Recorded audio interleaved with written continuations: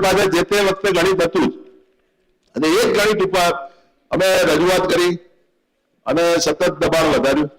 All ઇન્ડિયામાં અમે જયારે ગયા ત્યારે ઓલ ઇન્ડિયામાં પણ અમે આ પ્રશ્ન મૂક્યો કે ભાઈ અમે આ રજૂઆત કરી છે, તો એમને પણ લાગ્યું કે ના બરાબર છે, તો બધા રાજ્યોએ પ્રેશર કર્યું. તો આજે તમે જુઓ છો કે ગુજરાત સરકારે 12ની જગ્યાએ 13 વર્ષ સ્વીકાર્યું છે, હજી આપણે મુદ્દો ઉભો રાખ્યો છે. એટલે આમાં બી પરિણામ મળશે. બીજા રાજ્યોએ જયારે રજૂઆત કરી બીજા રાજ્યોમાં, ત્યારે બીજા રાજ્યોની સરકારોએ હજી સ્વીકાર્યું નથી, પણ કોર્ટ મેટરો બની છે, કોર્ટે કેટલી જગ્યાએ ચુકાદો આપ્યા છે, એની સામે સરકાર પણ સુપ્રીમમાં ગઈ છે. અને છેલ્લે આ પંજાબ સરકારનો એક હાઈકોર્ટનો ચુકાદો 10 વર્ષ ને 8 માસનો છે, પણ એમાં હજી કઈ ઓર્ડર થયો નથી. પણ આજે હાઈકોર્ટ, પંજાબની હાઈકોર્ટે જો આ ઓર્ડર કર્યો હોય તો કઈક લોજિક તો એને લીધું જ હશે, એમને તો કઈ ઓર્ડર કરે નહીં, કાયદાની બાબત છે. એટલે મિત્રો આપણે એ પણ સ્ટડી કરી રહ્યા છીએ અને આપણને મેક્સિમમ જે કઈ લાભ મળતો હશે એ આપણે અચૂક મેળવીશું. તો આ આપણે માટે ગર્વની બાબત હતી કે સમગ્ર દેશની અંદર આ પહેલી રજૂઆત ગુજરાતમાંથી થઈ અને એમાં આપણને પરિણામ ખાલી ગુજરાતમાં જ મળ્યું છે. બીજું સરકારની બેવડી નીતિની હું તમને આ સરકારની ક્યાં તકલીફ છે એની જ વાત કરીશ. તો આ એક મુદ્દો એવો છે કે 30મી જૂન નો જે મુદ્દો છે એમાં એક ઇન્ક્રીમેન્ટ સરકારે નહીં આપી અને પેન્શન ફિક્સ કરી દીધું, અને એ મુદ્દો આપણે ઉઠાવ્યો, વ્યાજબી છે. આજે કોર્ટોએ પણ ચુકાદો આપ્યો, અને ઘણી કોર્ટોએ ચુકાદો આપી દીધો. હાઈકોર્ટમાં 20 થી ઉપર ચુકાદા છે. પછી એમાં અમુકને લાભ આપ્યો, અમુકને ના આપ્યો, એમાં કન્ટેમ થયું.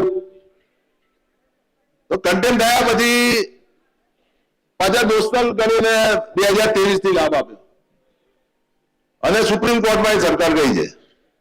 તો મિત્રો મારે એટલું જ કહેવું હતું કે આ સરકારની જે બેવડી નીતિ છે એ બેવડી નીતિ એટલા માટે છે કે રાજ્ય સરકારનો જે એક રિઝોલ્યુશન છે 2014માં, અને એ રિઝોલ્યુશન ની અંદર બહુ સ્પષ્ટ ઉલ્લેખ કર્યો છે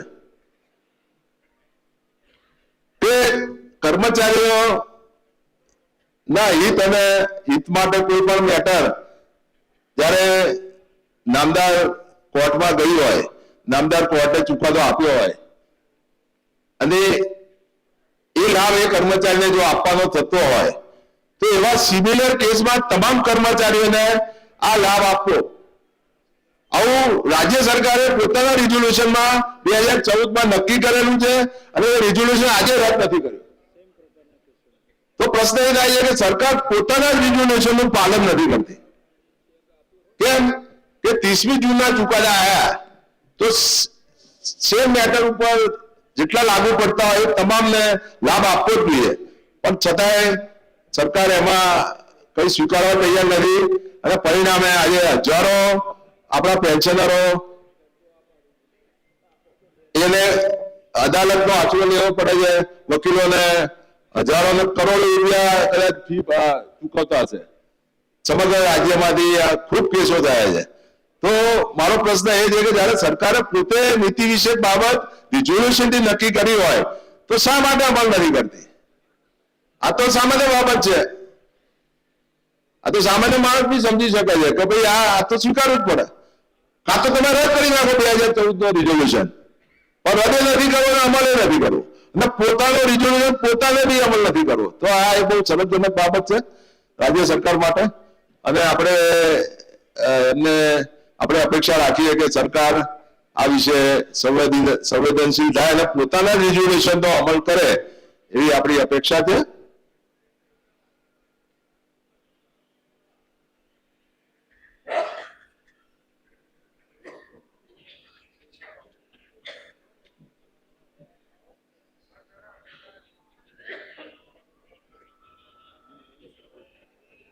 બીજું સંગઠનની વાત હું કરું તો આજે આપણી જે સંગઠનની તાકાત છે આજે 4,80,000 પેન્શનરો છે આપણા, અને આપણે બધા ભણેલા ગણેલા માણસો છીએ, અને આપણે આપણી લાયકાતના આધારે આપણને સરકારે સરકારી સેવામાં લીધા હતા અને સમય પ્રમાણે નિવૃત્ત કર્યા છે. અને આપણે મોટા ભાગના તો પબ્લિકમાં કામ કરેલું છે. તો છેલ્લે જયારે હું ચૂંટણી પહેલા માનનીય મુખ્યમંત્રી શ્રી ભૂપેન્દ્રભાઈ રૂબરૂ મળવા ગયો હતો આપણા પ્રશ્નો બાબતે, અને મેં મિટિંગની માગણી કરી. મેં કહ્યું સાહેબ, અમારા પ્રશ્નો જે વ્યાજબી છે, તમને સમય ના હોય, તમારી વ્યસ્તતા વચ્ચે જો તમે સમય ના આપી શકતા હોય તો તમારા જવાબદાર મંત્રીઓ અથવા તો સેક્રેટરીને તમે સૂચના આપો અને એક મિટિંગ ગોઠવો. એમાં અમે અમારા પ્રશ્નો કન્વિન્સ કરી શકીએ, એમાં જ અમને રિઝલ્ટ આપો. અમને ચોક્કસ ભરો જોઈએ કે અમારા પ્રશ્નોમાં અમે કન્વિન્સ કરી શકીશું. તેમ છતાં પણ કોઈ એમાં આગળ એક્શન લેવાયું નથી અને કોઈ પણ પ્રગતિ ના થઈ. ત્યારે મેં અમને એ વખતે રૂબરૂ કીધું કે સાહેબ, સરકાર મોટા ભાગના બધાને પ્રજાને ખબર છે, એટલે આમાં કઈ છુપાવા જેવું છે નહીં. કારણ કે આપણે કઈ પોલિટિકલ પાર્ટી છીએ નહીં, આપણને કોઈ પોલિટિકલમાં રસ બી નથી. જે પાર્ટી જે સરકાર આવે એ સરકાર આપણી જ છે, કોઈ પણ પક્ષની હોય, આપણને એમાં કોઈ લેવા દેવા નથી. પણ આપણા હિતો માટે જો સરકાર સંવેદનશીલ નહીં રહે તો એની સાથે આપણે નથી એવો કહેવાનો આપણો ચોક્કસ અધિકાર છે. અને આ વસ્તુ મેં માનનીય મુખ્યમંત્રીશ્રીને સચિવાલયમાં એમની જ કેબિનમાં સારી રીતે સમજાવ્યું. મેં એમને કીધું કે સાહેબ, સરકાર વોટ માટે જો કામ કરતી હોય તો અમારા વોટ નથી સરકારને દેખાતા. અમે બધા જ વોટર્સ છીએ, 4,80,000, બધા ભણેલા ગણેલા. અને મેં કીધું કે અમારી કેટલી તાકાત છે એનો તમને એક નાનો પરિચય આપું. તો મેં એમને કીધું કે તમે પણ ગામડામાંથી આવો છો, હું પણ ગામડામાંથી આવું છું. ઓળખું છું એમને સારી રીતે, એ મને ઓળખે સારી રીતે. અને મેં કીધું કે અમારી આટલી બધી કેડરો છે, 150 ઉપર ખાતા હશે. કદાચ મારી ભૂલ ના થતી હોય તો 150 તો ખાતા હશે. એમાં આપણી 2 જ કેડરની વાત કરું હું આપને. 2 જ કેડર. એક દરેક આખા ગુજરાતમાં દરેક ગામડાની સંખ્યા તમે ગણી લો સાહેબ, દરેક ગામની અંદર એક તલાટી હોય અને એક શિક્ષક હોય કે નહીં? દરેક ગામ એવું નથી કે જ્યાં એક શિક્ષક ના હોય અને એક તલાટી ના હોય. અને આ શિક્ષક અને તલાટી નિવૃત્ત થઈને આપણી સાથે છે. એટલે મેં એમને કીધું કે સાહેબ, અમારી આ 2 જ કેડરની હું તમને વાત કરું છું કે એને ગ્રામ્ય કક્ષાએ ત્યાં રહી અને સેવા આપેલી છે. અને એના એક તલાટી હોય કે એક શિક્ષક હોય, એના 50 ફેમિલી ફોલોઅર્સ હોય સાહેબ, ફોલોઅર્સ. આમાં કોઈ શંકા હશે કોણ? કારણ કે કામ એવું કર્યું હોય અને એનો પ્રભાવ હોય. 50 ફેમિલી તો ઓછામાં ઓછા પર પ્રભાવ હોય. અને એમ કહી દે કે ભાઈ આ સરકાર બરાબર નહીં, ચાલો એ મોટી વોટની અસર પડે અને 50 ફેમિલીના હું 3 જ વોટ ગણું ખાલી, તો તમે સંખ્યા ગણી લો. આ મને તો બીજી ભાષા નહીં આવડતી, આ જ ભાષામાં મેં એમની વાત કરી હતી. અને એટલા માટે કરી હતી કે જે હકીકત હતી અને અમારો પ્રશ્ન પણ વ્યાજબી હતો. એટલે મેં એને કીધું કે ભાઈ, તમે જો આના માટે જ કામ કરતા હતા, આ બી ગણિત છે અમારું. પણ છતાં અમને કોઈ પોલિટિકલ પાર્ટીમાં રસ નથી. અમે કોઈને એવું નહીં કહીએ કે વોટ આલો ને તમને આપવો બી નહીં કહીએ. પણ અમારા વ્યાજબી પ્રશ્નો જો તમે ઉકેલી દેતા હોય તો અમે ચોક્કસ અમારા પેન્શનરોને કહી શકીએ કે ભાઈ સરકાર સંવેદનશીલ છે અને આપણા પ્રશ્નો એમને ઉકેલ્યા છે અને બીજા જે છે એ હવે ઉકેલ છે તો એની ચોક્કસ અસર પડે. તો આ ભાષામાં વાત કર્યા પછી પણ કોઈ પરિણામ મળ્યું નથી. તો આ સંગઠનની કેમ જરૂર છે એનો મેં એક દાખલો આપ્યો તમને. બીજું, સંગઠન શું ના કરી શકે એનું મારા સાથી આર.એસ. પટેલે તો દાખલો આપ્યો હતો, પણ એક હું તમને વિશેષ દાખલો આપું. કારણ કે ઓલ ઇન્ડિયા પેન્શન ફેડરેશનમાં હું વાઇસ પ્રેસિડેન્ટ છું અને મિટિંગો એટેન્ડ કરતો હોઉં છું ઓલ ઇન્ડિયા લેવલની. હમણાં લખનઉમાં છેલ્લે ગયા હતા.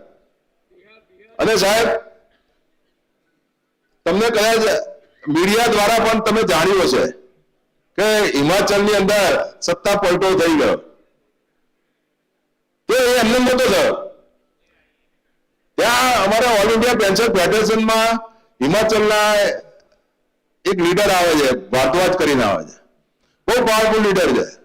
અને એને સાહેબ ચૂંટણી પહેલા સરકાર જે બેઠી હતી એને કીધું કે ભાઈ અમારા ઇસ્યુઝ છે તમે ઉકેલી આપો. તો એમને કહ્યું ભાઈ ધ્યાન નહીં આપ્યું તો અમે મેન્ડેટ આપ્યું કે ચૂંટણી ઢંઢેરામાં તમારે લેવું પડશે, ના લીધું. ને એમાં એક મહત્વનો પ્રશ્ન હતો જૂની પેન્શન યોજના, એને ધ્યાન જ નહીં આપ્યું તો એમણે તરત બીજી પાર્ટી જોડે રજૂઆત મૂકી કે ભાઈ તમે આવો તો આ કરી શકો એમ છો, તો કે અમે કરી દઈશું, તો કે ચૂંટણી ઢંઢેરામાં લો, તો એને ચૂંટણી ઢંઢેરામાં લઈ લીધું. તો સાહેબ એનું પરિણામ આવ્યું કે હિમાચલની અંદર આખી સરકાર બદલાઈ ગઈ. આ એક તમારી નજર સામેનો દાખલો છે. આપણે કોઈ પોલિટિકલ પાર્ટીની ફેવરની વાત જ નથી આમાં, પણ કર્મચારી અને પેન્શનરોના પ્રશ્નોએ જો આ સરકાર સંવેદનશીલ નહીં રહે, ધ્યાન નહીં આપે તો ચોક્કસ આપણો અધિકાર છે એની વિરુદ્ધ જવાનો. વોટિંગ આપવાનો બી આપણો અધિકાર છે, કોને વોટ આપવો આપણે નક્કી કરવાનું છે. તો મિત્રો જો આપણી પાસે સંગઠન હશે, આજે ગુજરાતના 4,80,000 પેન્શનરો, એમના ફેમિલીના વોટ પ્લસ મેં તમને એક દાખલો 2000 આવ્યો, એવા તો આપણા બધા જ પાવરફુલ પેન્શનરો એવા જગ્યાએ કામ કરી ચૂકેલા છે, એ કેટલો પ્રભાવ ઉભો કરી શકે એની પ્રતીતિ આપણે આમને કરાવવી પડશે. તો મને ચોક્કસ ખાતરી છે કે આપણે આપણા અધિકારોનું રક્ષણ કરી શકીશું. બીજું, આપણને પેન્શન કાયમ મળે એવું આપણે ઈચ્છીએ, પણ જે રીતે પરિસ્થિતિ ને સરકારો આવી રહી છે એ જોતા એવું માની લેવાની જરૂર નથી મિત્રો. કારણ કે સંગઠન હશે તો જ આપણે આપણા અધિકારોનું રક્ષણ કરી શકીશું. ને માટે આજે ગંભીરતાથી હું આપને કહી રહ્યો છું કે ઓલ ઇન્ડિયા લેવલે જે તૈયારીઓ ચાલી રહી છે, 8મા પગાર પંચ માટે પણ લડવું પડશે, આપણા બાકીના અધિકારો માટે પણ લડવું પડશે. ત્યારે આપણે ગુજરાતની અંદર આપણે બધા એક મંચ ઉપર રહી અને પેન્શનર ભાઈઓ અને મહેન્દ્રભાઈ કીધું એમ કર્મચારી મંડળો પણ એક્ટિવ થાય તો મને ચોક્કસ ખાતરી છે કે ભવિષ્યની અંદર આપણા અધિકારો આપણે પ્રોટેક્ટ કરી શકીશું. બીજું, ઇન્કમ ટેક્સની વાત છે તો એક પ્રશ્ન આપણે એ પણ મૂક્યો છે કે ભાઈ અમે જયારે પગાર લીધો ત્યારે ઇન્કમ ટેક્સ આપેલો જ છે, હવે જયારે જીવન નિર્વાહ બધું આપણને આપી રહ્યા છે તો આને આવક ગણવી કે કેમ એ મોટો પ્રશ્ન છે. એટલે આ મુદ્દો સુપ્રીમ કોર્ટમાં મૂક્યો છે અને આપણે ઓલ ઇન્ડિયા સ્ટેટ પેન્શન ફેડરેશનમાંથી માગણી સરકાર આગળ મૂકી છે, કોર્ટમાં પણ લડીએ છે અને આપણે પેન્શન ઉપર અમને ઇન્કમ ટેક્સ ના લાગવો જોઈએ, આ આપણી માગણી છે. અને બીજું કે આ દેશનું બંધારણ એક છે, કેટલાક કદાચ છાપામાં જોતા હોય અમુક બંધારણ લઈને ફરે છે આમ કરીને. તો મિત્રો દેશનું બંધારણ એક હોય તો અમલ બધાના માટે સરખો થવો જોઈએ. તો આજે પરિસ્થિતિ એવી છે કે જે શાસકો છે એ પોતે જ પોતાની પગાર અને પેન્શનની આવક એમને પગાર લીધો, પેન્શન લીધો અને પેન્શનને પાછું ઇન્કમ ટેક્સ મુક્તિ લઈ દીધી છે. આપ સૌ જાણો છો એના વિશે. તો જો આવી બેડી નીતિ જો સરકાર અખત્યાર કરતી હોય તો ચોક્કસ આપણે જાગૃત થવાની જરૂર છે. આપણી માગણી કોઈ ખોટી છે જ નહીં, પણ એક સૂત્રતા હોવી એ તો આપણી માગણી અને આપણો અધિકાર છે કહેવાનો. અને મને ચોક્કસ ખાતરી છે કે એમાં આપણે પરિણામ મેળવીશું. બીજું, આજના સંગઠનની અંદર એક બાબતે આપણું ધ્યાન જોયું કે ગુજરાતની અંદર 4,80,000 પેન્શનરો છે, એમાં કદાચ મહિલા પેન્શનરોની સંખ્યા 40-50% ઓછી તો નહીં જ હોય, એક્ઝેક્ટ નથી ખબર મને, પણ જે પરિસ્થિતિ હું અહીંયા જોઉં છું એ ઘણી સરસજનક છે. તો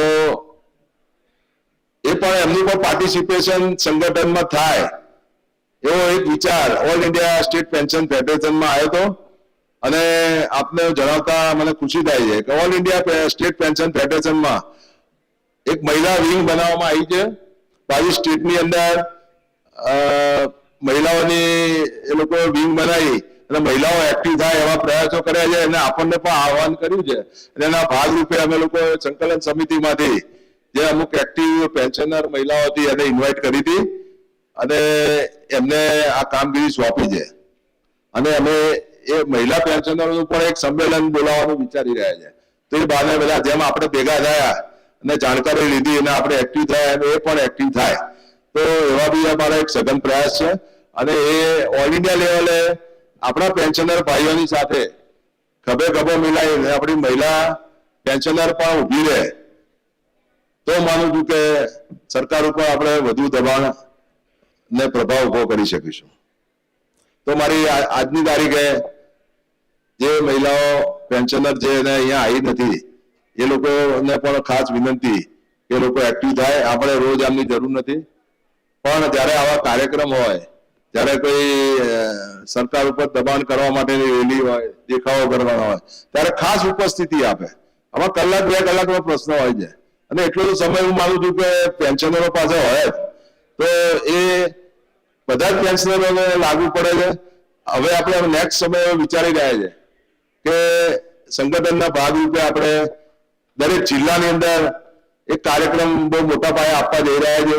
એમાં દરેક જિલ્લાના પેન્શનરો અહીં સુધી ના આવવું પડે અને મોટી સંખ્યામાં એ ત્યાં દેખાવો કરે તો માનું છું કે વ્યવસ્થાનો પણ પ્રશ્ન ના રહે અને સરકાર ઉપર જે આપણે પ્રભાવ ઉભો કરવો છે, દબાણ ઉભું કરવું છે, આપણા પ્રશ્નો માટે કરી શકીશું. કારણ કે આપણે પ્રજા અને મીડિયાનું ધ્યાન દોરવું પડશે.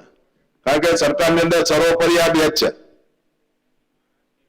તો મિત્રો આવું એક અપેક્ષા રાખું કે ભાવિ કાર્યક્રમો આવે એમાં મોટી સંખ્યામાં ઉપસ્થિત થાય. જે તે જિલ્લા તાલુકામાં આપણા મંડળો એક્ટિવ છે. કોઈ પણ પ્રકારની પક્ષાપક્ષી વાદ વિવાદ ભૂલી જ્યારે આદેશ આવે તો એમાં બધા એક મંચ ઉપર બધા ભેગા થઈ અને જો દેખાવો કરશે કે ભાગ લેશે તો માનું છું કે ચોક્કસ આ પ્રજા, મીડિયા અને સરકાર નોંધ લેશે અને નોંધ લેશે તો જ એને વાચા મળશે એવી મને ચોક્કસ ખાતરી છે.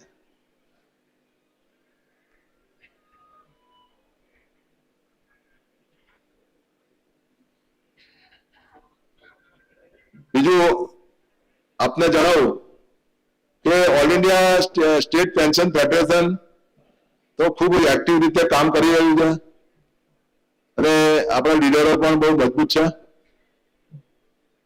કારણ કે 22 સ્ટેટને જોડે છે. હજી જે રહી ગયા છે એને અમે જોડવા માટે પ્રયાસ કરી રહ્યા છે અને સંમેલનો આપણે એમના 3 સંમેલનો મળી ચૂક્યા છે અને આપને જણાવતા આનંદ છે કે 3જું સંમેલન અમે સોમનાથ ખાતે આપણે યજમાન થયા હતા અને સોમનાથ ખાતે બહુ સફળ ઓલ ઇન્ડિયા સ્ટેટ પેન્શન ફેડરેશનનું સંમેલન આપણે બોલાવ્યું હતું અને એમાં ખૂબ આપણને સફળતા પણ મળી છે અને એની નોંધ આખા ભારતમાં પણ લેવાઈ છે.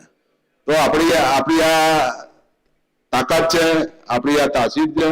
તો આની આ જાળવી અને આપણે આગળ વધીએ તો માનું છું કે ચોક્કસ સંગઠન થશે.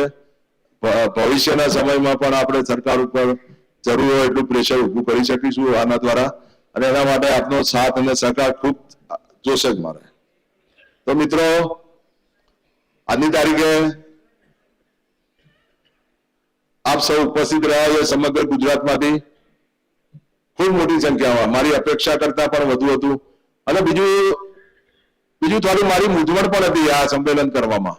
એવું આપણે જણાવું કે સૌ પ્રથમ મેં એવું વિચાર્યું કે આપણે 20-25 હજાર પેન્શનરોને અહીંયા ઇન્વાઇટ કરી અને સંમેલન કરીએ.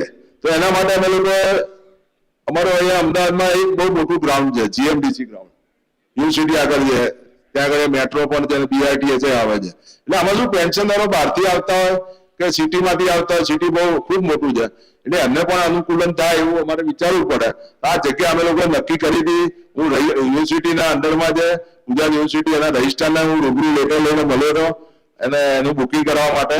પણ મિત્રો આપણને એમાં સફળતા ના મળી એટલા માટે કે એ લોકોએ જે કોન્ટ્રાક્ટ આપ્યો હતો એ કન્વેન્શન સેન્ટરને હોલનો એ લિટિગેશનમાં કોર્ટમાં પડ્યો છે અને એ કોઈને વાપરવા આપતા નથી. હવે આ જે અંધારી પરિસ્થિતિ આવી એટલે અમારું જે મૂળ આયોજન હતું એ અમે નથી કરી શક્યા. પછી અમારી પાસે વિકલ્પ છેલ્લે હોલનો જ હતો અને હોલની અંદર કેપેસિટી જોવા જઈએ તો કદાચ 100-200 થી પ્લસ માઇનસ છે. અહીંયા છે એનાથી કદાચ 100-200 વધુ હશે. પણ એમાં તમારે આવવા માટે અનુકૂળ જગ્યાઓ નહોતી એમ. નહીં તો અમારે દીનદયાળ હોલ છે ત્યાં 1100 ની કેપેસિટી છે પણ એ બહુ અઘરું પડે તમારે ત્યાં આવું. SG હાઈવે પછી છે તો આ એક સેન્ટરમાં જગ્યા છે, બધાની જોયેલી છે, અને એટલા માટે અમે આયોજન કર્યું હતું. અને અમે જ્યાં ગયા ત્યાં બી અમે કીધું હતું કે ભાઈ આ આટલી આપણી કેપેસિટી છે અને એમાં આપણે આ ગોઠવવાનો છે ને આ શરૂઆત કરી રહ્યા છે, પછી કરીશું ત્યારે પાછું મોટું કરીશું. અને અમને એવું લાગ્યું કે સંખ્યા વધશે તો અમે તાત્કાલિક આપણે LED સ્ક્રીન મૂકી અને 400 જણની કેપેસિટી બેસીને જોઈ શકે એવી પણ ઊભી કરેલી છે. એટલે અમારાથી થયું એટલું અમે લોકો આયોજન કર્યું છે. તેમ છતાં જો આમંત્રિત આપ સૌને તકલીફ પડી હોય તો હું સંકલન વતી માફી માંગુ અને મને દર ગુજર કરશો. અમને ભવિષ્યમાં આવી તકલીફ ના પડે એના માટે ધ્યાન રાખીશું અમે. પણ આપણે સૌ સંગઠિત રહીશું તો કોઈ તાકાત નથી કે આપણા અધિકારોને કોઈ અડી શકે. તો સમયની માંગ છે, આપણે સૌ સંગઠિત રહીએ.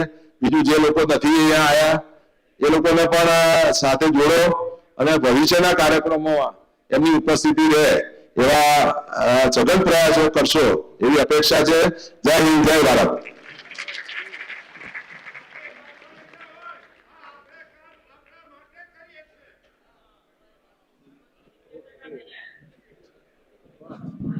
ખૂબ ખૂબ આભાર. સહકાર સંગઠન શક્તિ સેવાને સમર્પણ શ્રી ભરતભાઈ પટેલ, અધ્યક્ષ શ્રી ગુજરાત રાજ્ય પેન્શનર સંકલન સમિતિ, આપનો ખૂબ ખૂબ આભાર ઉર્જાસભર વક્તવ્ય અને આપશ્રીના માર્ગદર્શન માટે.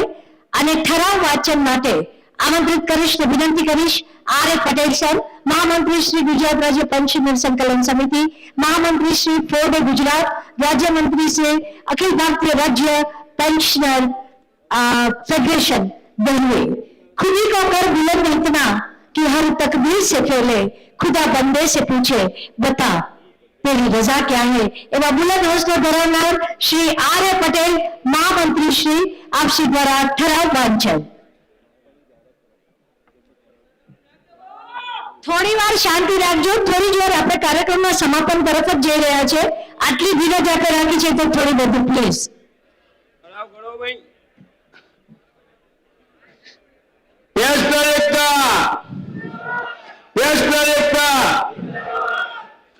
પેલા તો એક બે રજૂઆતો થઈ એના ખુલાસા કરી દઉં। આપણા મનોહરભાઈ એમનો પ્રશ્ન હતો કે ભાઈ રાજવાન પેન્શનરની પોલિસી હોવી જોઈએ। બરાબર, તો દોસ્તો તમને જણાવું કે આખા દેશના તમામ રાજ્યો અને કેન્દ્રની પેન્શનર પોલિસી એક જ બનાવો જેથી વિસંગતતાઓ ના હોય, એની ઓલરેડી કેન્દ્રીય મંડળો દ્વારા સરકારમાં દરખાસ્ત કરી દેવામાં આવી છે। બીજી કોમ્યુનેટ પેન્શનર આપણે 15/13 કરાયા, પંજાબ હાઈકોર્ટમાંથી 10 વર્ષના 8 મહિના થયા, આપણે રજૂઆતો કરી દીધી। એના ભાગ સ્વરૂપે કેન્દ્રએ ટેન્ટેટિવ 10 ના 8 નહીં પણ 12 વર્ષ એટલે 13 ની અંદર 1 વર્ષનો આપણો ફાયદો થાય એવી ફાઇલો ગતિવિધિમાં છે। પછી દર 5 વર્ષે આપણે 80 વર્ષની જગ્યાએ પટેલ સાહેબે કીધું કે 65, 70, એમ કરતા કરતા જો ભાઈ જેમ જેમ ઉંમર વધારી મેડિકલના ખર્ચા વધે છે। તમે 100 રૂપિયા 1000 રૂપિયા આલો છો તો હાથ પકડવાના લઈ લીધી, એટલે 3000 રૂપિયા કેશ આલો, અધરવાઇઝ કેશલેસ કાર્ડ આલો। એ મેડિકલ પોલિસીનો રજૂઆત છે આપણી। અને દર 5 વર્ષે 60-65 એની પણ ભલામણ નાણામંત્રી સુધી પહોંચી છે। એની અંદર તેલંગાણા, ઝારખંડ, આંધ્ર તો ઓલરેડી આપે છે, બરોબર। એટલે પછી આજે ભરતભાઈ સાહેબ કહેતા હતા કે ભાઈ એમને કીધું કે હિમાચલમાં 1% માટે ફેરફારમાં આખી સરકાર જઈ, બરોબર। એટલે કર્મચારીઓ, પેન્શનરના ફેમિલી આ ગાંધીનગરમાં બેઠા બેઠા હું સમજતા હશે કે અમે તો 4.5 લાખ અને 4.5 લાખ નહીં 4.5-6 કરોડ રૂપિયાની તો પથારી પેઢી નાખી રાતમાં અમે ગામડે ને કરીએ તો, એટલે એમની ઊંઘ તો ઉડાડવી પડે। તો આજે આપની સમક્ષ ઠરાવ લાવું છું તો અનુમોદન આપ આપશો।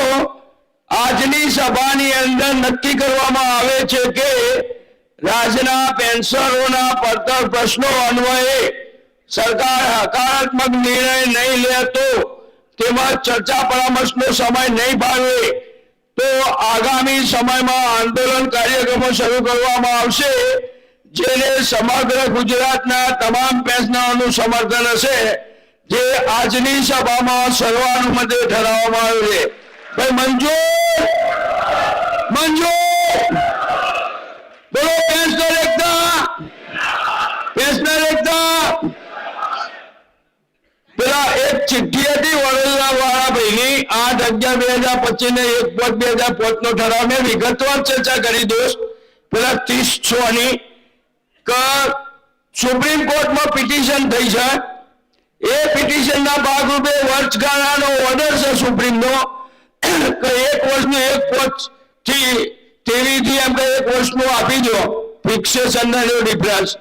એટલે એ લઈ લેવાનું. મેં કીધું વગાડી મારે એ લઈ લેવાનું, ઉડવાની ચાલુ રાખવાની. સુપ્રીમનો નેક્સ્ટ ડિસિઝન આવશે કે ભાઈ એના મૂળ તારીખથી રિટાયર છે એ તારીખથી મળવાપાત્ર છે, મળવાપાત્ર થાય જ. આ તમારા સામે જાગતો દાખલો આર.એ. પટેલ મહામંત્રી જે નિવૃત્ત થયો એ તારીખથી આ સુધી ₹1,95,000 નો ડિફરન્સ લઈને બેઠો છું. મને મળી ગયું. મારા મંડળના પ્રમુખ સાહેબે કીધું લગભગ 80% કર્મચારીને મળી ગયું. પણ અમારે એવું થાય છે મંડળો કોર્ટમાં જોય જજમેન્ટ આપણી ફેવરમાં આવ્યું તો એ ઘેર જઈને ઓફિસમાં જઈ અને દરખાસ્તો કરાવવાની જવાબદારી ભરતભાઈની, આર.એ. પટેલની. અને એટલું તો કરો, તમારે કરવાનું છે ભાઈ. દરખાસ્તો નવા ₹100 બચ્ચો ગવો પેલા કારકુનને. પણ ના, ત્યાં જવું ને તો પાછા હવાલમાં પછી એવા લઈ ગયા છે મારા મંડળમાં 20%. તે એ કોર્સમાં આવી ગયા નવા પરિપત્રમાં અને બધાઈ લીધું. એટલે તમારી પણ ફરજ આવે છે જાગતા રહો દરેક બાબતમાં. આજ મોટી સંખ્યામાં આવી અમારો જુસ્સો વધાર્યો, અમારા સંગઠનને તાકાત વેગવંતું કરાવવા જે પ્રયત્ન કર્યો એ બદલ ફરીથી એક વખત તમામનો આભાર માની આભાર ને મારી વાત પૂરી કરું છું. જય હિન્દ, જય ભારત. અત્યારે સભામાં ના હોય તો પર્સનલ બોલો, ઇન્ડિવિડ્યુઅલ પ્રશ્ન. આભાર શ્રી આર.એ. પટેલ સર આપશેનો. અને આભાર વિધિ માટે હું આમંત્રિત કરીશ દીક્ષિતભાઈ ઠાકોર, ઉપાધ્યક્ષ ગુજરાત રાજ્ય પેન્શનર સંકલન સમિતિ.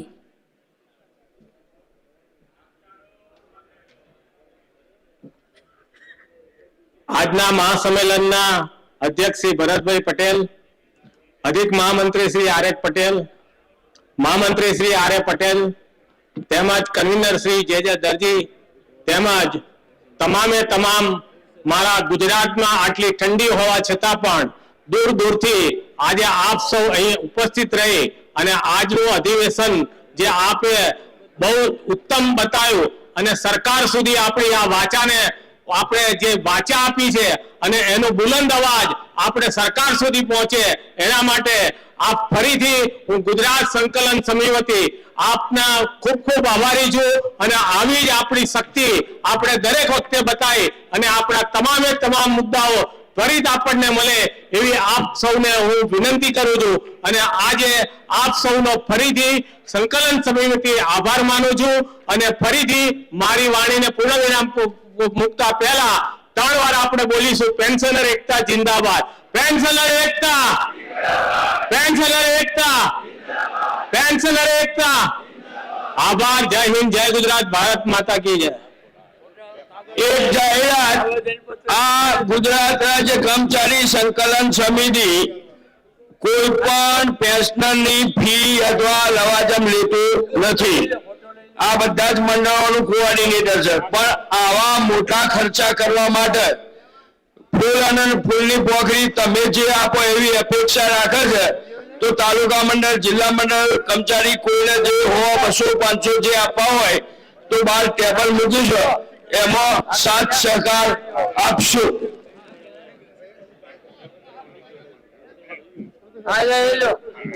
બહાર અને આ સાથે મહાઅધિવેશનનું સમાપન કરીએ છીએ. અમે તો જઈશું અહીંથી પણ અમે ઉડાડ્યો આ ગુલાલ રહેશે, ખબર નથી કરી ગયા છું પર કરી ગયા તે કમાલ રહેશે. આપને મળીશું ફરી, દિલને છે શ્રદ્ધા હજી આપને મળવાના. અમને